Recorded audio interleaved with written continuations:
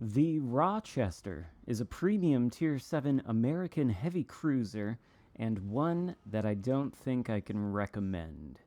According to its in-game overview, Rochester is an Oregon City-class heavy cruiser with more advanced AA than the Baltimore class, which preceded it in design. Now, if Rochester does indeed have better AA than Baltimore, I honestly couldn't really tell you. I haven't really had much of a chance to test it against enemy CVs. I can tell you that it does, at the very least, have 2 gearings worth of secondary guns, which double as AA mounts, and an overall AA defense rating of 92 as compared to Balti's 77. And it, of course, gets the DFAA consumable to supplement all of that. But AA defense is really, at least in my opinion, the only bright spot in Rochester's stats page. In pretty much every meaningful way, I think it's inferior, not just to the Baltimore, but I also don't think it's, let's say, attractive in comparison to the other Tier 7 American heavy cruisers that you could possibly play in this game. Just taking it from the top, survivability doesn't seem too terrible. Rochester has 42.4k HP, and it's got 27 millimeters of armor plating pretty much everywhere. Even the guns don't look too bad, especially there with that initial shot against the New Orleans. That, by the way, is the best shot we're probably going to get in the entire game, and I don't think it's much of a coincidence that it's against a lower tier cruiser. But yeah, 42,400 HP, 27 millimeter armor. The guns don't look too bad, I guess. 9 203 millimeter guns, which in terms of maximum HE and AP damage, the numbers are almost identical to the Baltimore. But in terms of actual performance, I think this armor piercing seems a little bit inferior. That's not to say it's bad, but it doesn't feel like it slaps quite as hard as Baltimore or Des Moines or those American heavy cruisers, and the HE is certainly nothing special, but that is sort of the case on the American heavies. They are a little bit more about the AP than the HE. Overall, though, the guns, I think, are pretty lackluster, and one thing that contributes to them being so lackluster is the fairly long reload. I guess it's pretty much the same as Baltimore at base. I've got it down to 10 seconds here, but it just doesn't feel like the guns can hit very well after the reload is complete.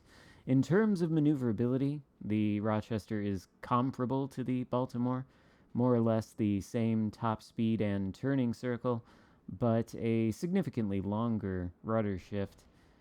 It's when we get into concealment that things start to get genuinely bad, though. I'm using the same build on both the Baltimore and the Rochester to make this comparison, and Balti's concealment under this build is a quite good 10.3 kilometers. Rochester, in utterly tragic comparison, is 11.5 kilometers, which maybe that doesn't sound like all that much, but it's more than 1 kilometer, and the difference is, it feels pretty substantial, especially because Baltimore has radar, and Rochester, of course, does not. And, at this point, you might be thinking to yourself, but Xarkun, what about Rochester's gimmick aside from that DFAA consumable? Clearly, it has a smoke screen, and you're using it right now. Yes, Rochester does indeed have a smokescreen with a really long puff time and very good duration, I might add, but Rochester also has a 9.1 kilometer detectability after firing its main battery guns inside of smoke, which I'm almost positive just towers above pretty much every Tier 7 heavy cruiser. For comparison's sake, Balti is like 7.2 kilometers when firing in smoke. Mogami, Albemarle, I checked those. They're both under 7 kilometers. Even Hipper, the German heavy cruiser that everybody thinks of as a sort of an in-your-face brawler, even that has a 7.9 kilometer detectability while firing in smoke, but Rochester, 9.1. And yet, supposedly, the smoke here is the gimmick.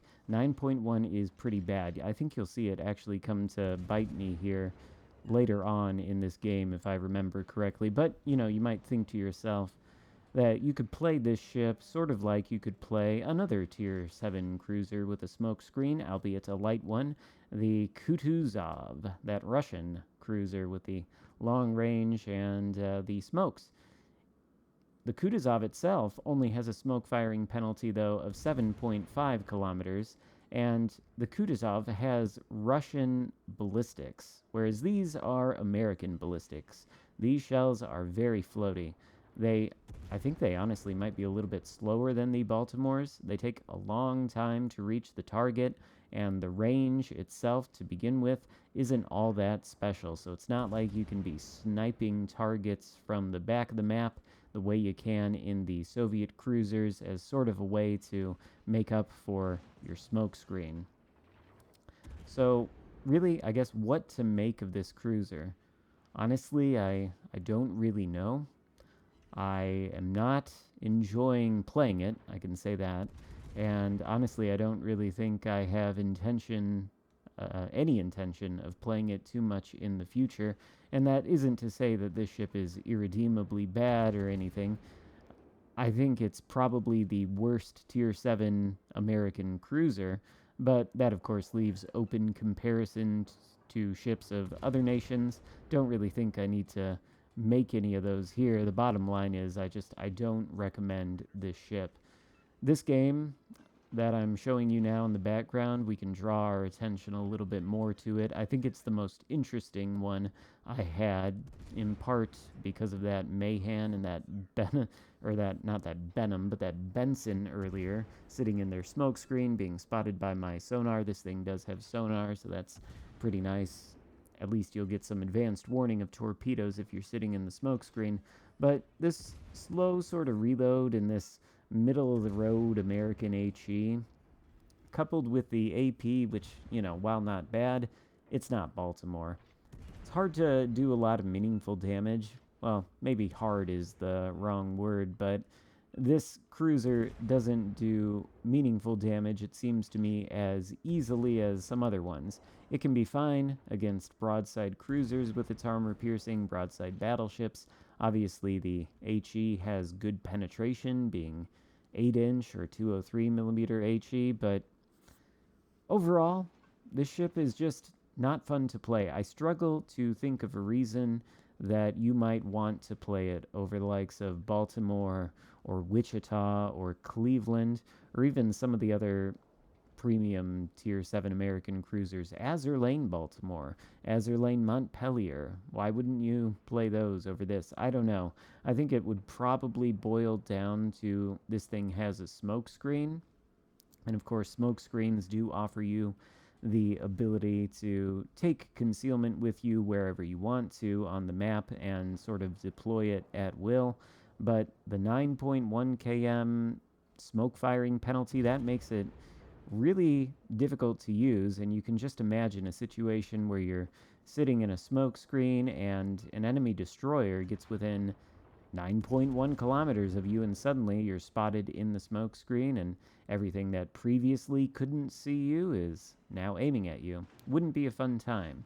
And of course, the 27 millimeters of armor, I suppose that's nice. Doesn't really make much of a difference compared to the likes of Georgia. And actually, I think this game might be a somewhat decent example of just how lackluster I think this ship is. The situation is we're down to 3 cruisers left. I'm one of them, of course. We've got an enemy destroyer, 2 enemy cruisers, 1 enemy battleship. The enemy is ahead of us on both points and caps, and we've sort of been trapped in this section of the map the entire time near this, what is this, the Charlie cap. We want to move toward Bravo and Alpha right now. The Georgia is, of course, in there. We can't really face the Georgia head-on, nor can either of our teammates. We've got, a Suzuya and a Flint. The Georgia would eat both of them alive, and, of course, as we come around the corner here, the Georgia spots us, kicking on the brakes. We could smoke up right now, by the way, just to break line of sight, but again, the Georgia is within 8.5 kilometers of us, so he'd still be spotting us with the smoke firing penalty. Once that wears off here, we'll go dark, or, we'll get out of range, and at this point, we could fire without being detected, but that destroyer just has to push in a little bit more, or the Georgia just has to go a little bit more forward to make this sort of positioning untenable. We get a lucky fire there, by the way, on the Georgia. With this build, I'm using Azur Lane Baltimore. I've got the fire chance up to 16.5%, which honestly seems fairly middle of the road, mediocre on guns with a reload that is at about 10 seconds. Of course, we can penetrate the Georgia pretty much everywhere, and with that little HP, we are able to secure that kill. That leaves only 2 cruisers left to be dealt with, and in this situation, if I were playing, say, the Baltimore, I'd feel fairly confident about being able to do that. But this is definitely not the Baltimore. I think the AP might be close in terms of statistics, but there is something off here. I don't know if it's the velocity or if it's the penetration angles are slightly different. Maybe the penetration itself is different. Maybe this has just a little bit less. I don't know what it is, but this definitely doesn't feel quite like Baltimore AP to me. We've got the Suzuya out there. Our Suzuya is pursuing him. Enemy Rochester over there. He's got far fewer hit points than we do, and he's giving us a fair amount of broadside. We're going to see here, he's turning in a little bit, I think, but, well, I guess our shells don't really make contact with him, so that's not a great example. I wanted to say we got an AP hit on him, and it didn't seem great. I think he is going to angle in, though, so I switched to HE. He is smoked up, by the way, which has cut off his line of sight from me and mine from him. I'm not quite close enough to detect him inside of the smoke, but if he's going to continue taking blind shots at me, then he's going to come to, obviously, the very nasty surprise that I can spot him from very far away. He does get spotted. If only I had had the AP loaded there, I probably would have sunk him, but, we deliver a lackluster HE salvo into him, followed by the rear turret of Justice, which lights a fire, and then he demolishes one of my guns completely, which is nice. We get the, of course, requisite Pitadel there at the very end, taking the enemy Rochester down. That just leaves the Suzuya, who I don't think is going to have a very tough time demolishing us, to be perfectly honest with you. If this was the Baltimore, I think a shot like this probably could have actually penetrated the Suzuya. Actually, I don't know how angled he was, but you'll see as we approach, and we have to approach. We're at 479 points to 530. There's less than 2 minutes left to go. This Suzuya has to be sunk if we're going to win, so either I or my teammate have to do that. Sort of thinking that if I can get enough damage on this Suzuya, even if I go down, maybe I can turn him into a one-shot kill for the friendly cruiser over there, but, well, you'll see how it works out.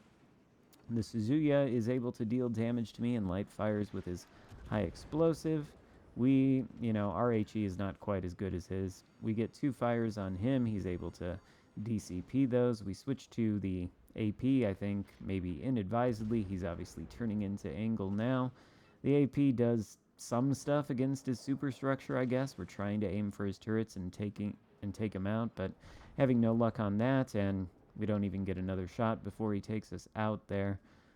Kind of hoping that our final remaining teammate will be able to finish him off, but he is himself a Suzuya, and, well, the Suzuya has great HE, no doubt about it, accurate guns, good fire chance, but one thing it doesn't have is a quick reload, and I think in this particular situation, we would have needed a cruiser with a quicker reload to secure the win here. We're going to lose, I know, terrible tragedy, 90,000 damage done, 3 kills, pretty middle of the road, but by far the most interesting game I have had in this ship thus far, and it wasn't an enjoyable experience to get here, to be totally honest with you. So my advice would be, this is a 2-week update in January of 2023.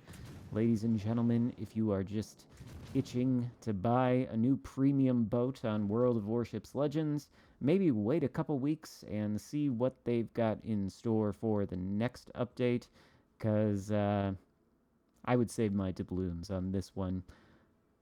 Hope that helps you make your decision if you are on the fence. Hope you enjoyed the video. If so, give it a thumbs up. Consider subscribing if you haven't already, and I'll see you next time. Goodbye.